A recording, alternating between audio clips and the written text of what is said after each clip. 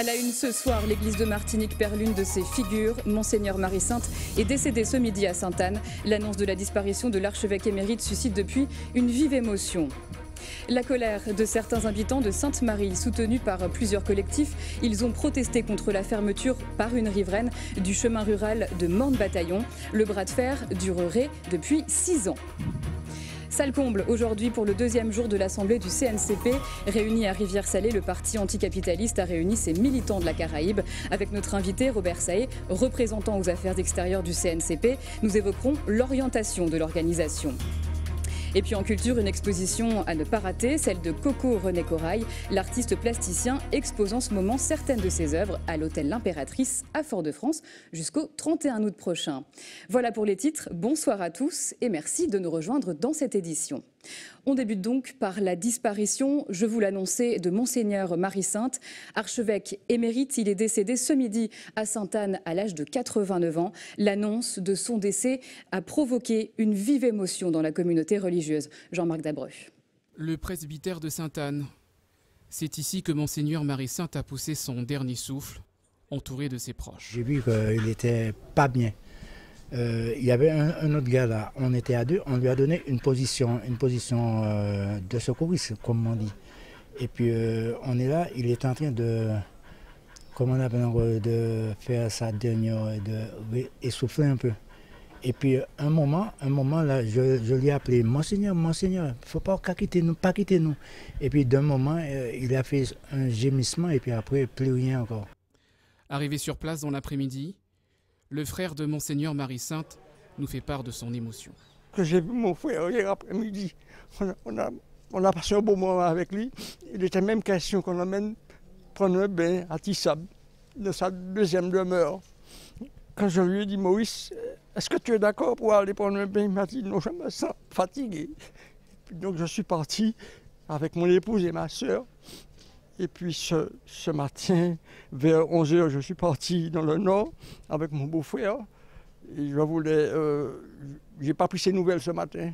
Et vers 11h30 midi, Radio Saint-Louis m'appelle pour me dire que Radio Martinique a appelé pour dire que l'ancien archevêque est mort. Je lui ai dit que c'est pas possible, puisque j'ai vu mon frère hier après-midi. Il m'a dit oui. Archevêque émérite, Maurice Marie-Sainte aura marqué l'Église catholique, gravissant tous les échelons, jusqu'à devenir archevêque de Fort-de-France et de Saint-Pierre. Monseigneur Marie-Sainte est arrivé après son ordination en Martinique entre 1958 et 1959. Il est arrivé prêtre ici, après avoir fait ses études, bien sûr au séminaire collège, au Canada et enfin à Rome. Sa première mission a été celle d'aumônier des lycées avec le père Julien Daniel qui après, quand il a été nommé archevêque, a été son vicaire général. Étant aumônier de lycée, en 1967, Monseigneur Henri Varenne-Labrunelière, qui était archevêque de Saint-Pierre et Fort-de-France, l'a nommé responsable des vocations, du service des vocations sacerdotale, religieuse, enfin, toute vocation. Et là, il s'est occupé d'un groupe qui se trouvait au séminaire collège de Fort-de-France. Et à ce groupe, il a adjoint d'autres jeunes venant d'un peu de toutes les paroisses de l'île et pensant à la vocation religieuse. Retiré de la direction de l'Église catholique, Monseigneur Marie-Sainte restait très impliqué, notamment à la paroisse de Sainte-Anne. Il est décédé à l'âge de 89 ans. Et suite à l'annonce de la disparition de l'archevêque émérite, des personnalités, et notamment politiques, ont réagi. Dans un communiqué, le député Serge Letchimy a fait part il y a peu de son émotion à l'annonce de la mort de Monseigneur Marie-Sainte. L'archevêque émérite a officié pendant plus de 30 ans à la tête de l'église de Martinique. Une communauté très émue par la disparition d'un homme considéré comme un visionnaire. Voyez la réaction du père Cataillé, curé de la cathédrale, recueilli par Céline Chalonneau. J'aime à retenir le fait qu'il soit parti un dimanche.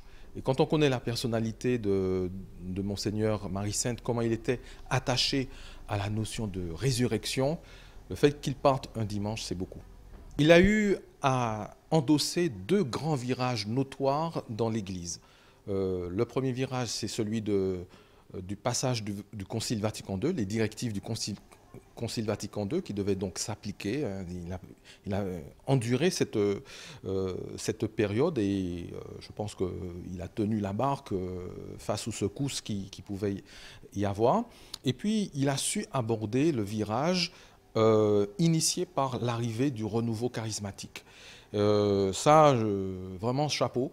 Et ce sont 2 défis. Bon, c'est vrai qu'au niveau médiatique, on n'en parle pas énormément, c'est pas spectaculaire, mais dans la vie de l'Église, c'est considérable. Et si aujourd'hui nous avons un David Macaire, c'est grâce justement au fait qu'il a su faire ces deux virages importants. Ce que je retiens, c'est la table de Monseigneur Marie-Sainte qui était toujours ouverte. On pouvait toujours appeler, lui dire « bon, est-ce que je peux venir manger avec vous ?» Et il n'y a pas de souci, tu viens, tu t'inscris, etc. Et c'est un évêque qui a été très convivial, mais qui savait prendre ses décisions. Et puis, c'est un bricoleur électronique. Il aimait beaucoup rafistoler les appareils électriques, etc. Donc, et ça, je m'en souviens bien. La grogne, à présent, d'un collectif de citoyens de Sainte-Marie, soutenu notamment par le comité de défense du chemin rural de Morne-Bataillon. Ils ont protesté contre la fermeture de ce chemin par une riveraine. Vous allez le voir, leur combat ne date pas d'aujourd'hui. Reportage Alvin Courcy. C'est Chimanou. Ce matin, ils étaient une 50aine à dégager le chemin du Morne-Bataillon. Ce sentier appartiendrait à la commune et non aux riverains qui prétendraient en être les propriétaires. Le maire, M. Vaténard, a envoyé un courrier à cette riveraine avec une mise en demeure de rouvrir le chemin. Puisque ça fait 6 ans que nous faisons, nous communiquons avec la commune, la mairie, la municipalité. Donc elle a reçu une mise en demeure de rouvrir le chemin. Elle n'a pas obtempéré. C'est pour ça que nous, les associations, la Sopama, le Modémas, le MIR et le PKLS, et puis ce comité, nous avons décidé de rouvrir le chemin.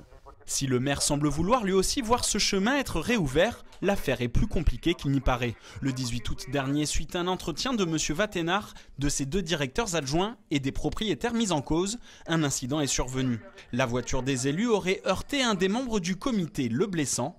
Une plainte est par la suite déposée. Les différentes associations montent au créneau, remettant en cause la position du maire dans cette affaire. La gendarmerie de Sainte-Marie a eu du mal à accepter la plainte parce que justement ils cautionnent et sont complices de la vagabondagerie de ce propriétaire.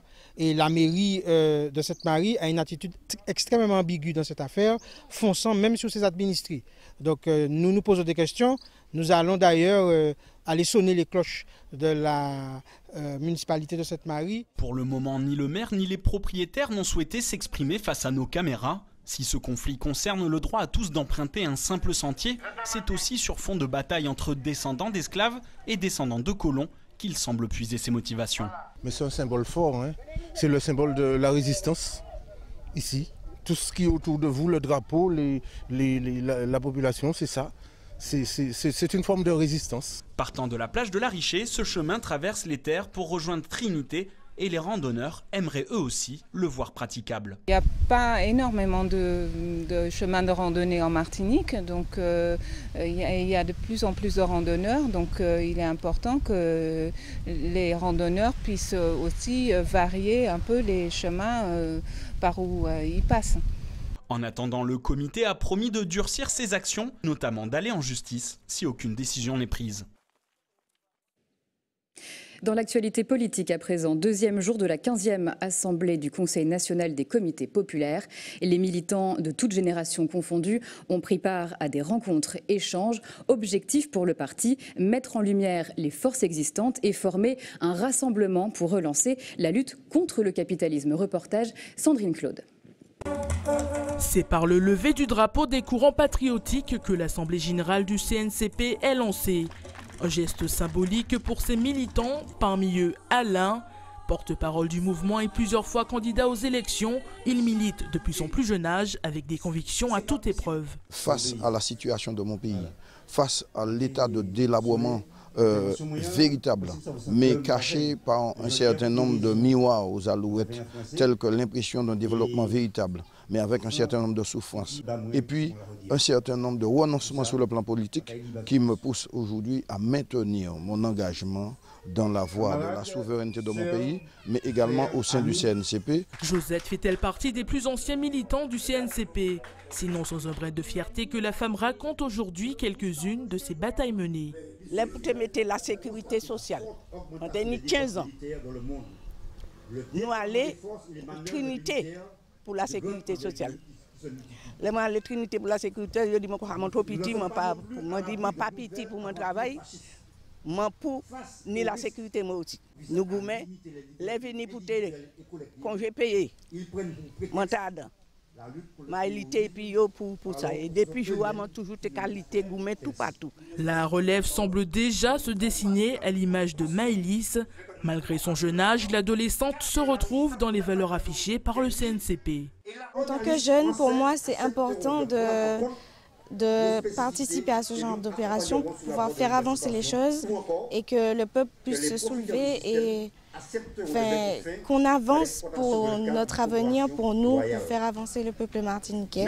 Et la jeunesse qui vient derrière, il faut qu'elle sache ce qu'on vaut et qui nous sommes pour demain s'élever et voilà quoi, montrer les valeurs de la Martinique. Cette assemblée générale était aussi l'occasion de fixer les prochaines orientations voulues par le Conseil.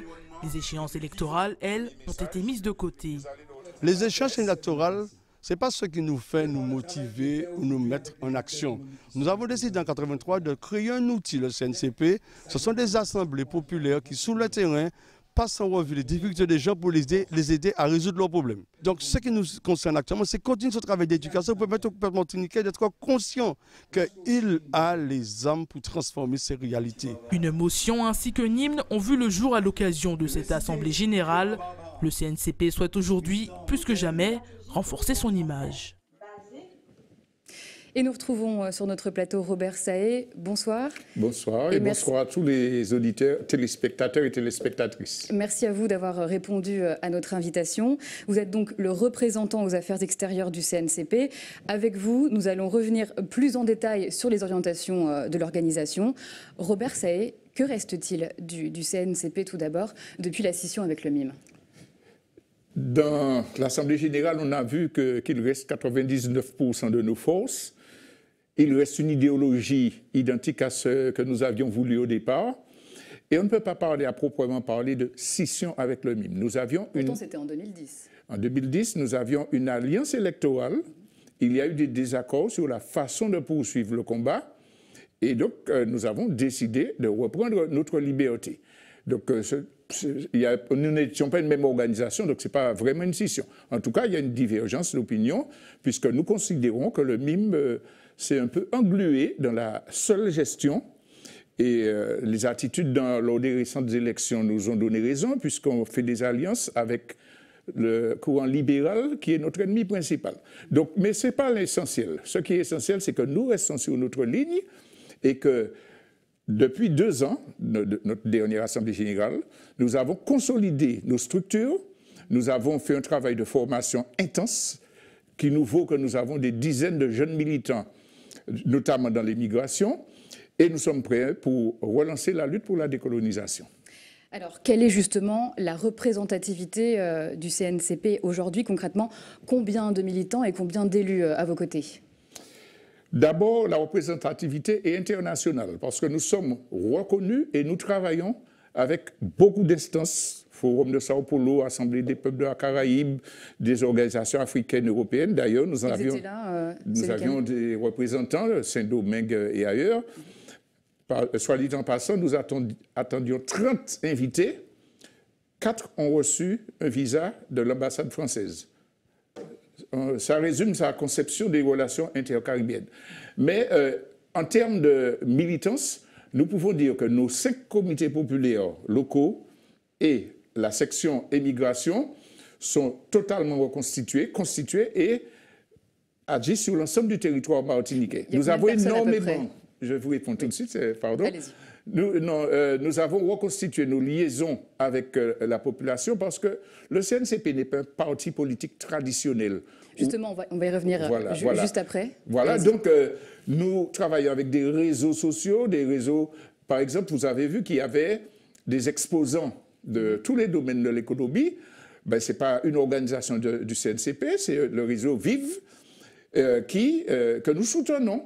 Donc, notre conception n'est pas une conception verticale de la politique, mais c'est un travail que nos militants font dans tous les secteurs pour influencer une dynamique positive en Martinique. Mais vous êtes quoi, justement? Un parti, un mouvement, un groupe de réflexion? C'est une organisation politique, parce qu'elle est structurée, elle a des cadres, elle a des moyens de formation, mais c'est une organisation politique, d'ailleurs, qui a devancé les fameux mouvements citoyens, démocratiques, puisque dès le départ, c'est dans cette lignée de démocratie directe que nous travaillons. C'est une organisation profondément politique, mais qui ne se calque pas sur la conception de la politique occidentale. C'est la mise en commun, c'est la pensée collective, c'est la tolérance, c'est l'acceptation de points de vue, d'éclairages différents. Donc c'est un peu ça d'ailleurs qui fait la richesse de notre mouvement.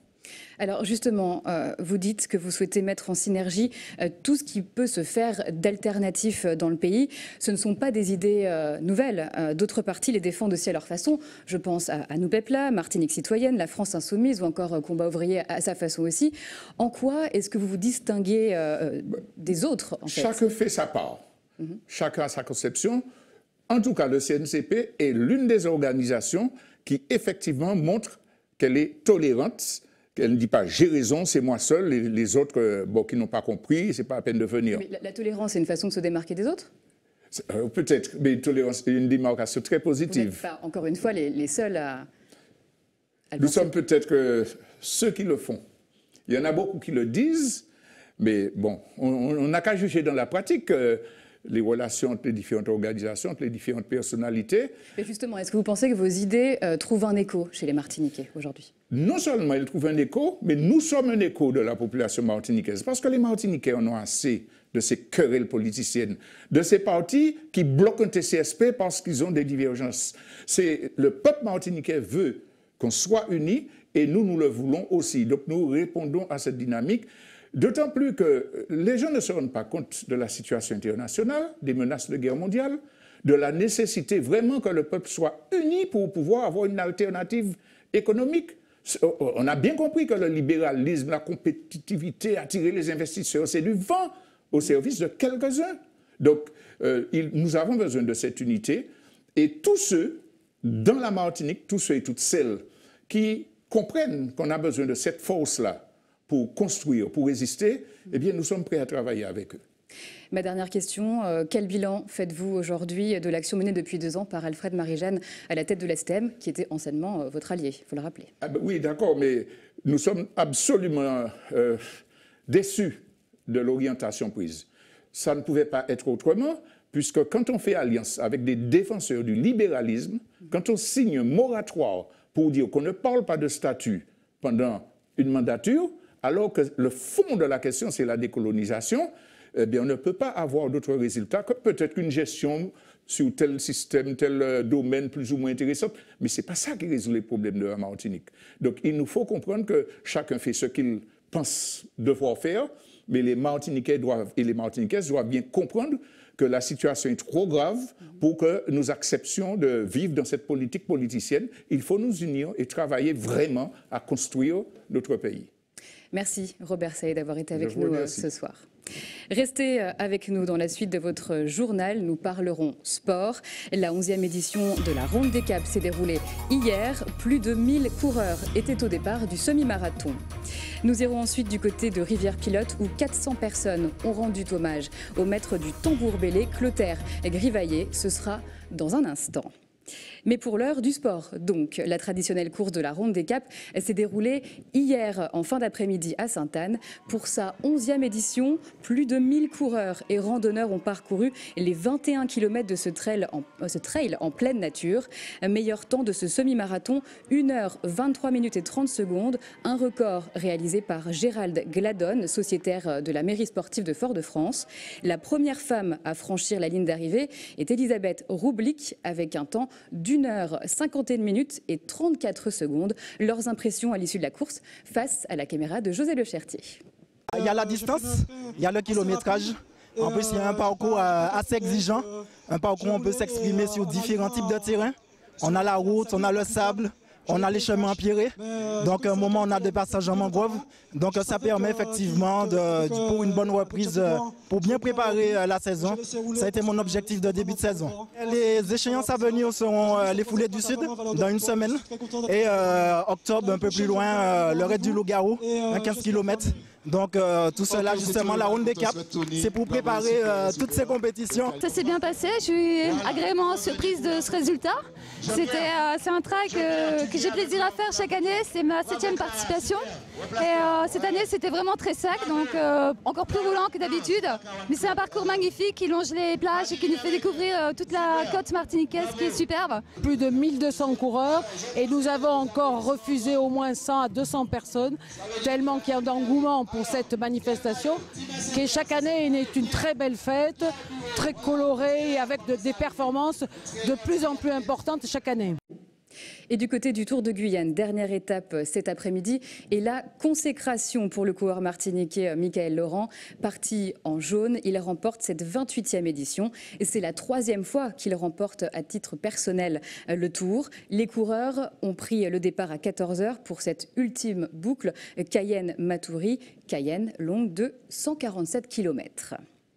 On reste en région, mais direction la Guadeloupe à présent. Aux Abîmes, les murs du stade de la ville ont fait peau neuve grâce à l'art urbain. Artistes amateurs et novices ont pris part au projet. Bombes de peinture en main, ils ont laissé cours à leur imagination. Une façon également de participer à la réinsertion de certains jeunes du quartier. Reportage, Linda Kayersi, Moïse Dexter et Patrick Curie. Didier s'est lancé un nouveau défi, développer ses compétences artistiques. Depuis lundi, il participe à un projet d'envergure, embellir les abords du stade des Abîmes. Je graffais déjà dans la rue, j'étais déjà un artiste déjà, depuis petit, et on va dire ça va faire 1 an que je graffe sur mur. Et j'ai accepté cette formation-là pour pouvoir développer ce que je sais faire, tu vois. Et pouvoir m'exprimer mieux, tu vois. Si j'ai une idée qui me passe dans la tête quasiment, ben, boum, je fais ça péter, tu vois. J'ai pas peur de prendre une bombe et de me lancer sur le terrain, je te dis. Cela fait maintenant 5 mois qu'il participe à une formation qualifiante d'art urbain. Objectif, mieux connaître les codes du street art. Et pour l'occasion, rien de mieux que le champion du monde en titre de body painting pour les aiguiller. Quels sont les codes du graffiti? Donc les codes, c'est de manière générale la légitimité et le respect. Ce sont des valeurs aussi que l'on va retrouver dans la vie de tous les jours. Dans le travail, dans la vie de tout un chacun. Donc déjà les valeurs. Ensuite, apprendre à mettre en place un projet comme celui-ci. Donc c'est quoi? C'est connaître le lieu, connaître le mur, prendre en considération le mur qu'on va peindre, s'il est grand, il est petit, il est haut, il est large, etc. Parce que ce que vous allez faire sur un mur avec des trous, c'est pas ce que vous allez faire sur un mur plat. Choisir quelle est la demande, qu'est-ce que le propriétaire ou le demandeur souhaite avoir sur son mur, proposer quelque chose, essayer d'y mettre sa touche. Ils ne sont pas moins de 12 jeunes, motivés et décidés à bien manier la bombe. Défi relevé pour l'association Tout est possible et ses partenaires, la Fondation Fort et l'école de la deuxième chance. L'art urbain devient donc un facilitateur d'insertion sociale et professionnelle. La formation en elle-même, c'est comme je le disais, c'est différents modules, notamment en termes de fresques. Bien entendu, on leur apprend justement à manier la bombe et bien entendu aussi tout ce qui est peinture d'intérieur, décoration d'intérieur. Donc ils apprennent à manier tout ce qui est peinture, décoration d'intérieur sur différents supports. Voilà, pour leur permettre justement de pouvoir apprendre à manier la peinture, mais aussi proposer autre chose quand ils vont voir un client ou un privé. Voilà, apporter quelque chose de beaucoup plus joli. Ce projet permet aussi aux jeunes de découvrir une une activité qu'ils voient dans la rue, qu'ils puissent être en phase, que c'est quand même un projet qui appartient à nos jeunes. Et par ce biais, ils vont pouvoir accéder à une formation qualifiante qui sera bien entendu un titre professionnel où ils vont pouvoir valider le titre de peintre en décor. Ce chantier d'insertion dédié à l'art urbain se poursuit jusqu'en septembre. Une deuxième session est prévue dès octobre. De retour chez nous, on va continuer à parler culture. L'artiste Coco René Corail expose en ce moment certaines de ses œuvres à l'hôtel L'Impératrice à Fort-de-France. L'exposition est gratuite jusqu'au 31 août prochain. L'occasion de découvrir ou de redécouvrir les peintures au fusain notamment et autres sculptures d'un artiste qui a marqué son époque. Alvin Courcy s'y est rendu regarder.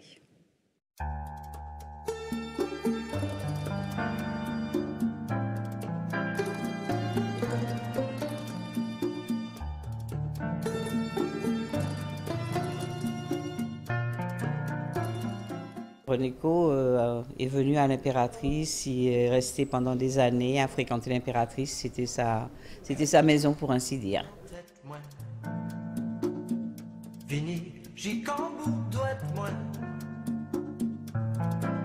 Enchanté l'amour, chez moi, Jacques Serré. Coco a été à l'initiative de beaucoup d'autres artistes. Il a marqué un tournant dans la peinture martiniquaise, je pense. Il a innové dans différents domaines. Il était très éclectique.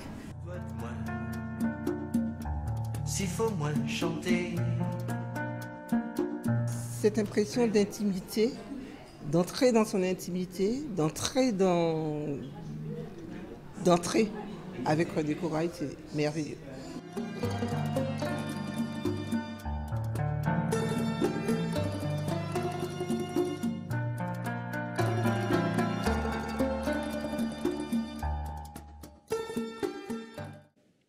Cet hommage à présent des amoureux du tambour à Clotaire-Grivalier. Plus de 400 personnes se sont donné rendez-vous aujourd'hui au quartier Fougainville à Rivière-Pilote pour célébrer la tradition et l'œuvre du maître du Bélé. Ambiance sur place cet après-midi avec Sandrine Claude. Déclaration à Pierrot, quand contre Pierrot met des bras.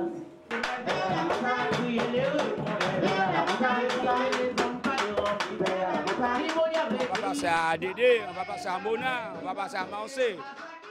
Alors, je suis là pour ça. Je ne peux pas rater ça. J'ai l'habitude des mouvements de mouvement, tout ça. Donc, je ne me sens pas dépaysée, c'est bon.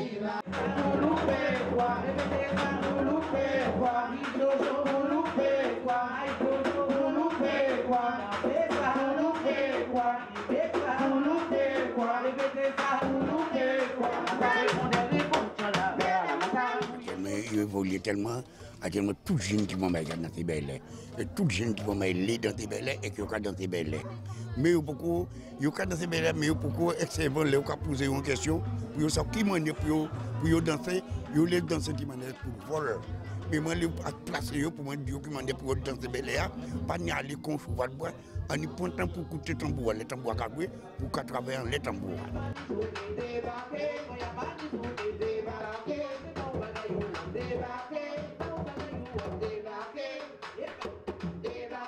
C'est plus axé sur la tradition, c'est-à-dire tout ce qui se passe dans notre pays, notre folklore. Et le repas aussi, on a fait un migan de fruits à pain, on a fait du chelot, on a fait du poisson grillé, on a fait du fruit à pain. En fait, tout est traditionnel, de l'eau de coco, du jus fait maison. Donc tout est axé sur les produits du terroir. En fait.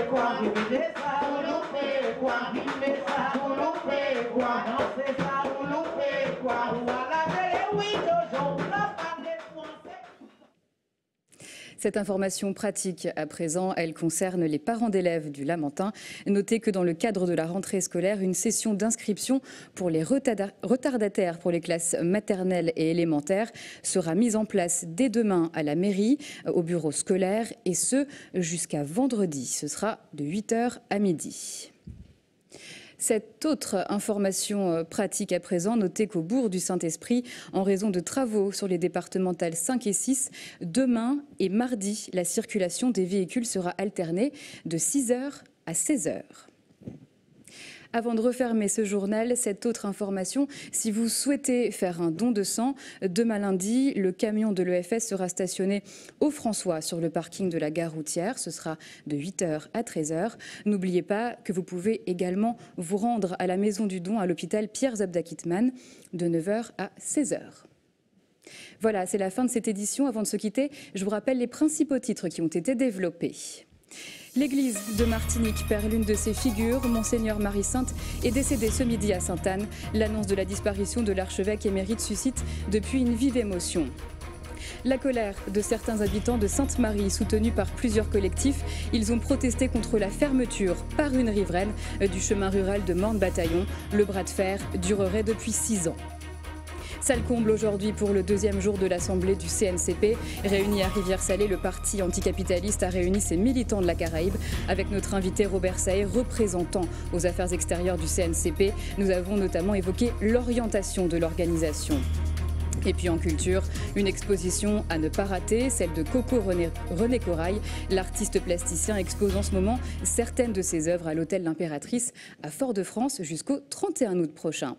Dans un instant, la suite de vos programmes. À 20h, vous avez rendez-vous avec le Big In Jazz Festival et puis à 21h avec le film Waterworld.